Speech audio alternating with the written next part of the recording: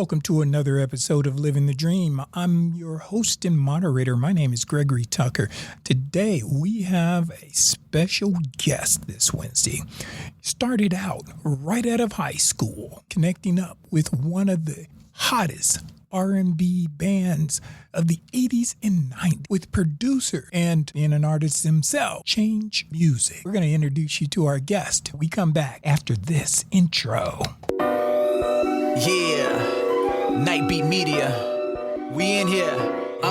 We living the dream, turning my dream to reality. Young entrepreneurs determine their own salaries. Yeah, they try to hold us back, but I'ma let you know, we ain't waiting for a welcome in, we kicking the dough. Yeah, live the dream, you know we live in the dream. Ain't no limits to our vision. Nightbeat, that's the team. Ayy, live the dream, you know we live in the dream. Ain't no limits to our vision. Nightbeat, that's the team. Hold up. Again, welcome to another episode of Nightbeat Media's Living the Dream. And today our guest is going to be Stanley Burke. He's known by a lot of names.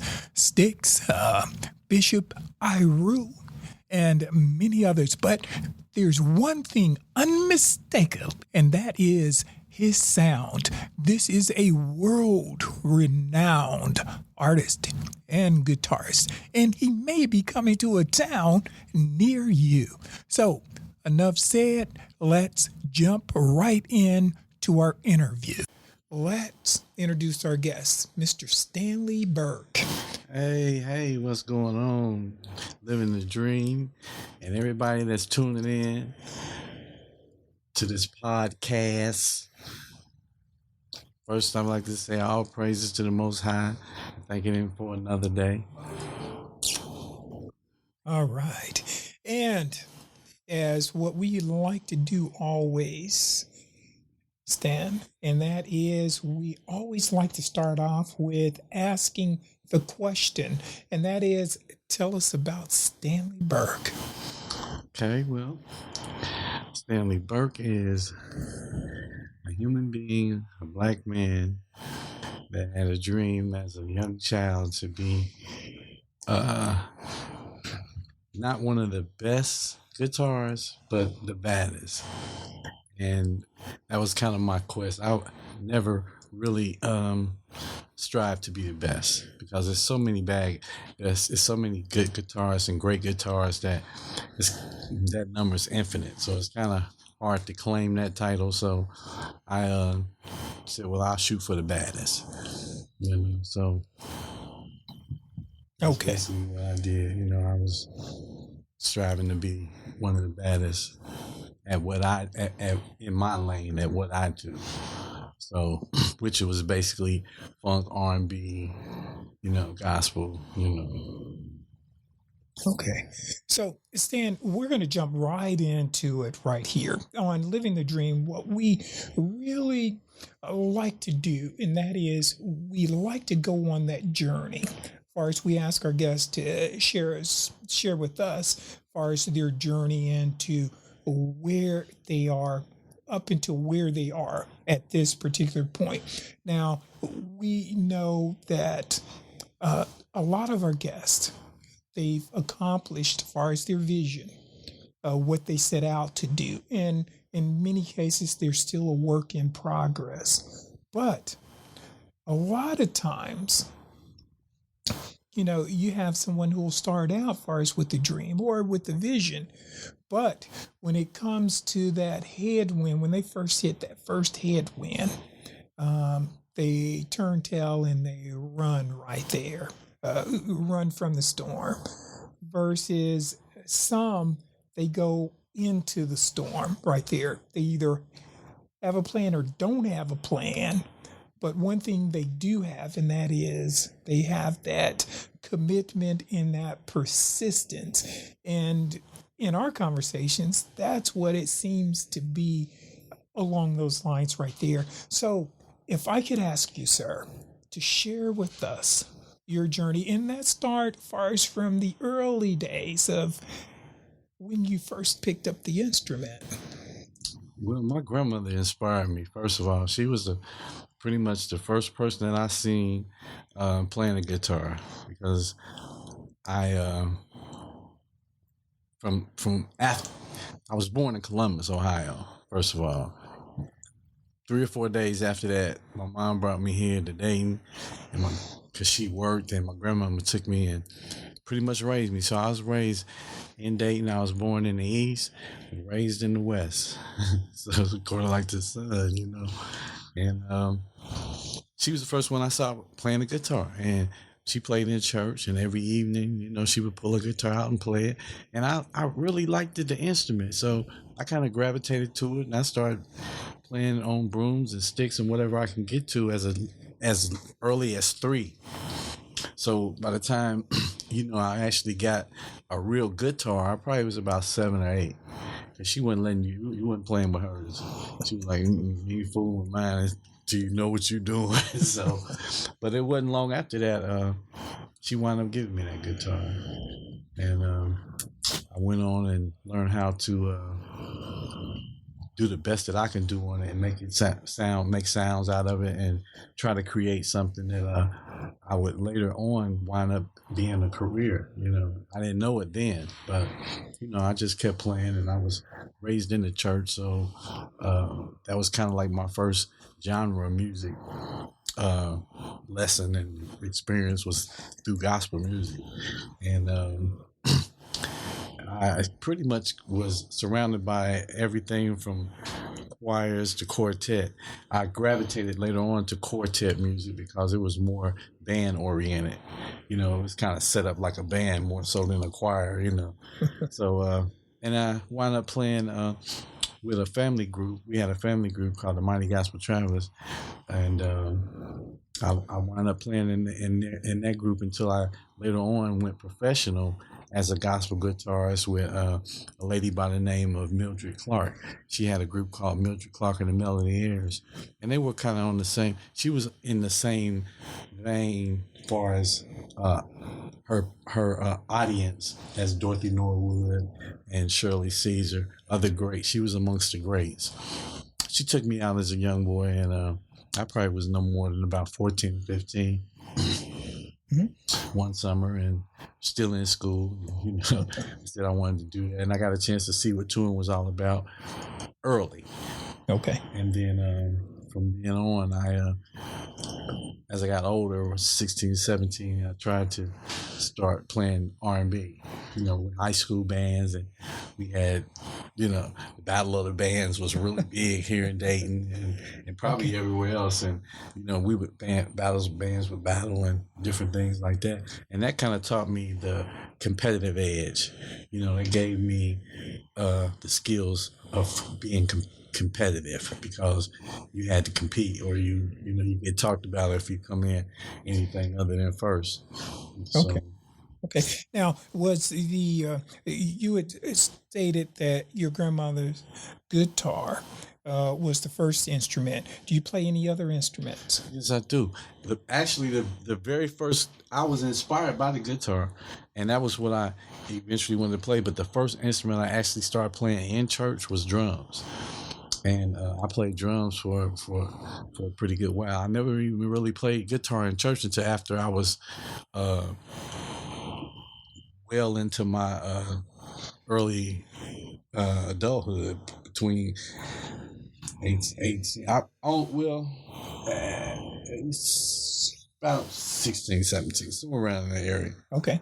With the family group. But before I got in the family group, I was at the church playing the drums. Oh, okay. So I started on drums, and then as I got into music further and started playing more R&B and working with different groups and different bands and stuff, I started writing, and then that way I started messing with keyboards and different parts of technology and learning different things like that. So I can play the keyboards a little bit, enough to write, but I would branch out and try to learn other instruments. I play bass as well. And you know. So would you say that really expanded your repertoire as far as with the instruments? Yeah. Now, there was something that you said, and that is you had brought up that you were raised first in the church, and that's where you first started your musical journey with right there. And you said you eventually you transitioned once you got in high school, transitioned first into R&B. Now, how did that go over with your parents? Well, just like with a lot of other artists that come from the church or whatnot, because of it being such a strict upbringing and different things, they didn't smile on that. But I had other family members that was like, hey, don't pay them no attention. Go on, do your thing. You can make it if you can make it. If you can be big, go on and do it. You can do it. You can do it if you put your mind to it. So you have an angel on this side. I don't want to call him the devil, but it was on the other side. So and I had to deal with it, and it kind of hurt me a little bit because my grandmama was kind of hurt when she found out about it. But everything went full circle once they found out that I was kind of better than I was a little more better than good. That's bad English, but I wasn't just good. I was a little bit extra on everything, so it helped me along the way. But sometimes, like I said, if you don't have the right coach or guidance counselor or somebody to, it can be destructive in the end, especially when you have a lot of energy and you have a whole lot of talent and you have just a lot of ideas. So it does help to have somebody that you can kind of bounce them off of, and somebody that will kind of, keep, tutor you and guide you, and I didn't have that. So, I just kind of had to go through the journey and learn what they call on-the-job training, But all of that was boot camp for me, as far as playing in the family gospel group, playing in, the different bands and whatnot. It was all boot camp.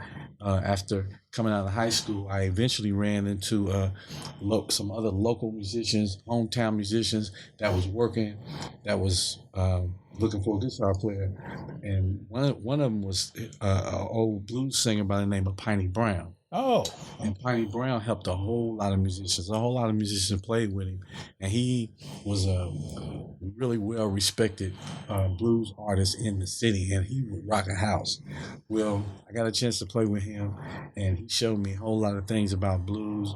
And as a young guy, you think you got the energy and the talent and the skills, and you kind of think you know a little bit more than this old dude or whatever. But you got to understand, they've been around for a while, and it's a reason why. So I learned as much as I could from Piney Brown, and after that, I eventually got with Satch of the Ohio Players. He had started kind of like a little trio type of music, another offset of the Players, so he can work. He was tied up in some legality situations with their record label that prevented them to work under that name. So he started another name to keep it going and get his money. But before I got the chance to get with Satch, and even before I got a chance to get with Piney, those influences of our hometown groups, because they weren't all local, because we had Phazo, Platypus, Zap, Roger, Players, and all of that being here gave you a realistic vision of, man, this, it could actually really happen. And Slave as well, because Slave, unlike a lot of people, Slave was in high school and had records on radio and was doing shows and touring everywhere, and they would come to school just like they got off stage. I mean, you would think they was gonna do a show, and they was just in school. They had jeans on with studs and rhinestones and stuff popping out of them, and all these different kind of boots with horse hair, and you like, they wouldn't just like come to school like average kids, So that influenced me a whole lot because I was like, man, they dressed different, they hung out differently, everything was different than what everybody else was doing. So that was kind of like a big influence for me. Fortunately, another guitar player by the name of Ronnie Diamond was playing with Satch. He also was one at that particular time. He was like one of the best guitarists in the city and singers. He sung on Computer Love with Shirley Murdoch before Charlie Wilson did. They had 2 versions, but he played with Roger and them as well. But he also worked with Satch. He recommended to Satch, check out this young boy who was me. And he liked me. And I started playing with him and, started tutoring me and schooling me on different things. One thing I can say about Satch was he was a stickler about playing the right intervals and playing the right whatever spoke with the right notes or the right phrasing is what he called it. Different phrases, music got different stops and starts. Well, he was particular on those, and he schooled me on that, and it helped me actually for my next phase, which was going into the R&B to another level with running into LA and KO. And in a club that we was playing in, the players we was playing in this club in Indianapolis, and they just happened to come because it's where all the bands go. It was on 38th Street. It was called the Zodiac Club. I'll never forget it. And 38th Street is like the main artery that go through the whole Indian. They call it Naptown. Well, they had already had a pretty good following around the town with people that knew because they played in bands. It was kind of like they was playing like it's kind of like a Prince tribute band without being a Prince band. They weren't Prince clones. They just liked the style and they was playing Prince tunes. Well, they approached me about hearing what they had, and I went and listened to some of their music, and I liked what I heard, and I liked the vibe that we had. So it wasn't shortly after that it was time for me to move on to do something that was a little younger, because the player thing was cool, but that was, the residue of what they once had. This was something that was totally new. Nobody knew anything about it, and to me, it looked bigger, like it could go further. So I jumped into it, and the rest was history. We made great music and did some nice things, and we had creative differences at some point, but it wasn't. The success was the success. I still was a part of it. I was one of the forefathers of the principles that sit and made it happen. We actually coincidentally got signed by the record label, and they hadn't even saw us. They just heard it. And that's something that's very rarely done right there, is that artists are signed before they actually see them, because, that's part of the marketing and the packaging. Or so that. And then once they did get a chance to see us, I was blown away because it was, so unique. Okay, so you think that a lot of the battle of the bands, and far as your previous experience as you were coming up, so to speak, that all of that accumulated and it came into play as far as when that moment when you really needed to.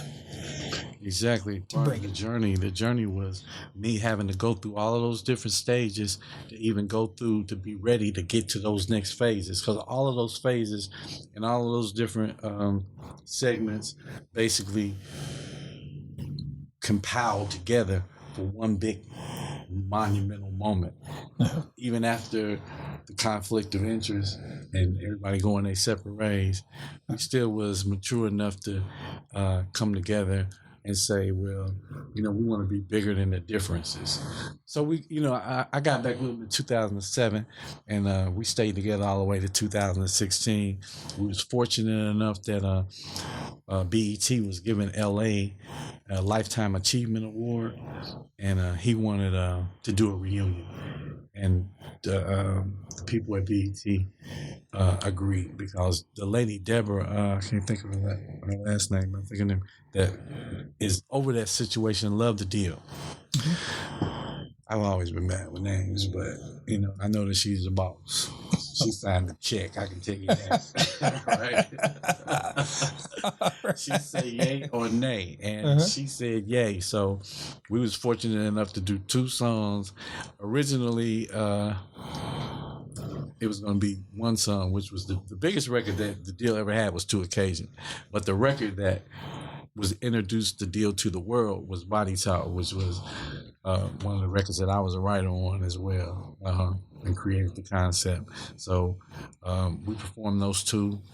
It was really, really nice. We got a chance to be a part of that whole stargazer, world, and for a moment it was beautiful, and they really enjoyed us, and it was broadcast simultaneously in America and in other markets at the same time. Matter of fact, my cousin was in Japan, and I had a cousin here that was in Dayton, and they was checking it out at the same time.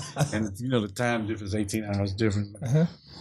But yeah, it was remarkable, and I got a chance to during the course of that, me and Babyface, we did a lot of songs together that we wrote together, and we spent a lot of time because he's a heck of a guitarist. People don't really know that, but as a guitar, and he's left-handed, so he played everything in reverse.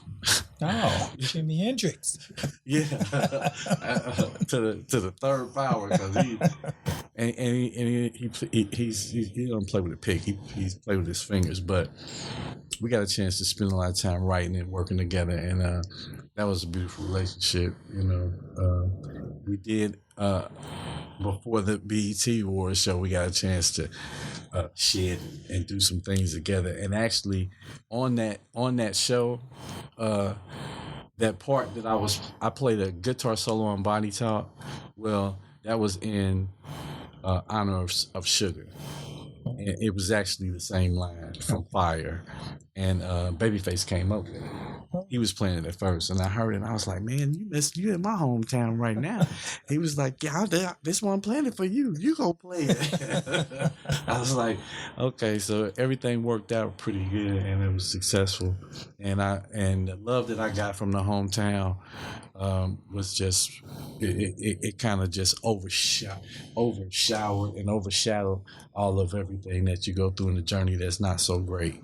Okay. Mm-hmm. Okay. Now, what they say is, and you can attest to this firsthand, because not only did you hear it, but you lived it. And that is, they say sometimes the music industry could, how did George Clinton, or what they say is it eats its young and so forth. Spit it out. Because you were young when you first started. Yeah, I was the youngest one in the group.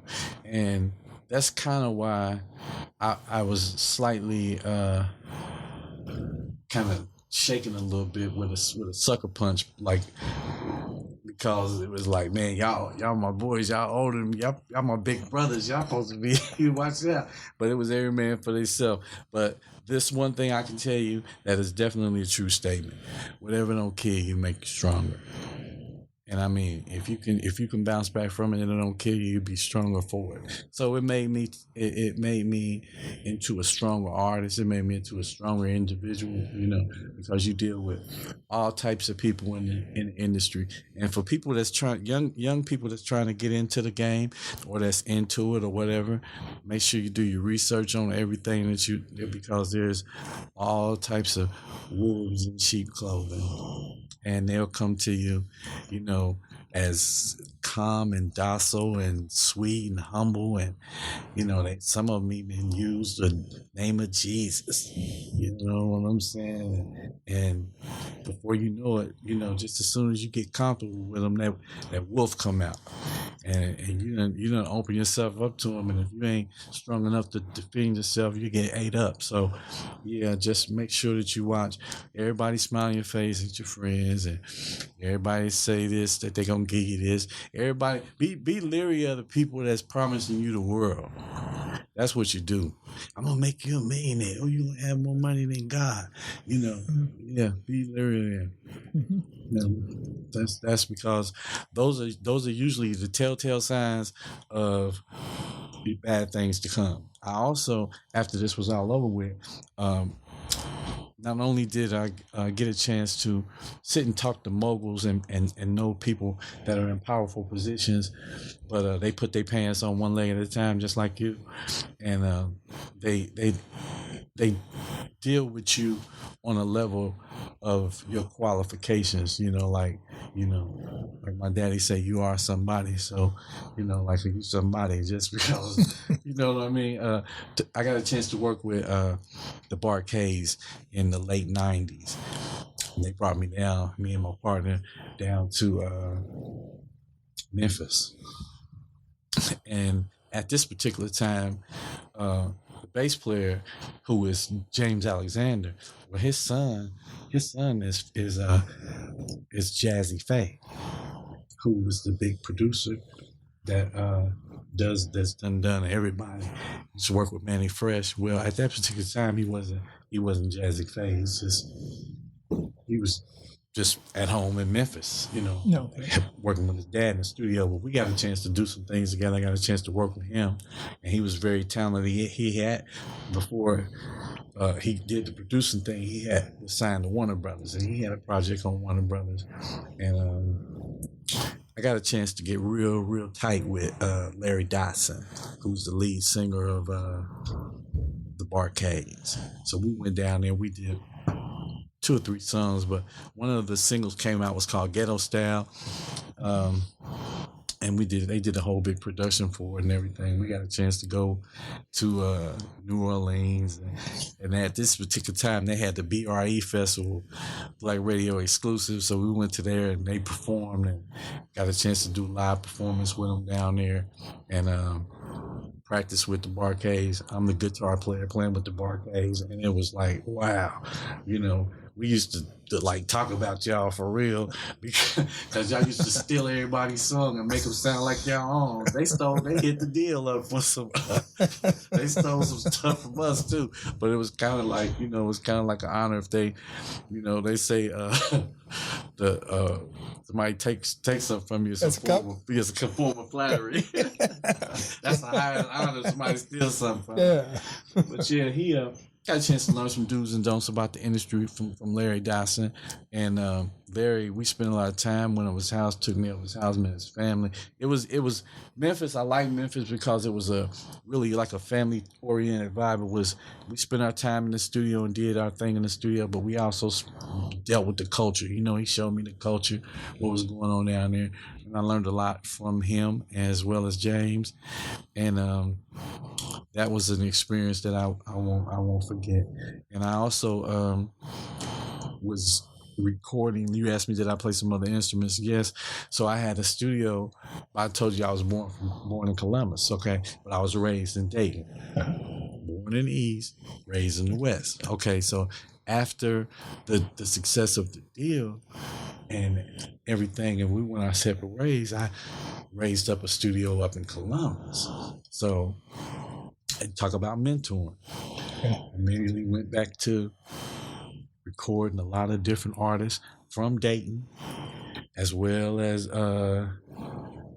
Columbus, so I got a chance to work with a whole lot of different artists that went on to become successful in what it was they was doing. But there's one particular kid that I worked with in Columbus was 5 years old.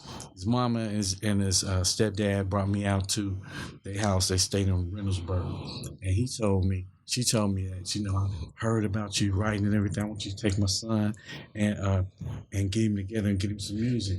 And that's Chad Moss, who actually was Lil Bow Wow. He wasn't called Lil Bow Wow at this particular time. This was late 90s, before the 2000s. He had some writers, that other rappers that was cool with his family that was writing stuff for him, because he was only 5. He was a little boy. And but he was the cutest kid you ever want to see, because he had personality, and they entrusted him with me. So he would come to the studio, stay with me and my crew, and we would get him together, grooming, show him how to work a microphone, show him the techniques in the studio, write songs for him, or if they brought material, we would just put the tracks to it and make it hot. I got a chance to spend a lot of time with him, and I would go out to his house and play with him with his he had remote control cars. He was always spoiled. Yeah.